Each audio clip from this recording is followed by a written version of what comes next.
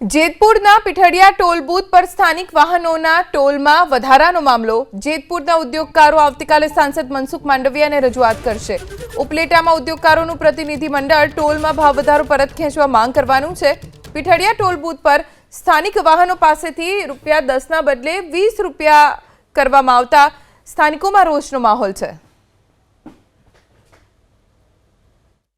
અમને આવતીકાલે આ ટોલ પ્લાઝા બાબતે જ આવતીકાલે બોલાવ્યા છે। ઉપલેટા એ સૌરાષ્ટ્રના પ્રવાસમાં 2 દિવસ છે, તો કાલે ઉપલેટા રહેવાના છે। ત્યારે અમને કીધું કે તમે લોકો ત્યાં આવી જાઓ। ચેમ્બર ઓફ કોમર્સના સભ્યો અને ડાઇંગ એન્ડ પેઇન્ટિંગ એસોસિએશનના સભ્યો અમે ત્યાં જવાના છીએ, અને પછી કેન્દ્રીય મંત્રીશ્રીની ગાઈડલાઇન મુજબ જે અમારે કરવું પડે, અને ટોલ નાકામાં જો સુખદ નિવારણ આવે તો કાંઈ વાંધો નહીં, નહીંતર અમે આંદોલન માટે જેતપુરની પ્રજા સાથે છીએ અને પ્રજા અમારી સાથે છે।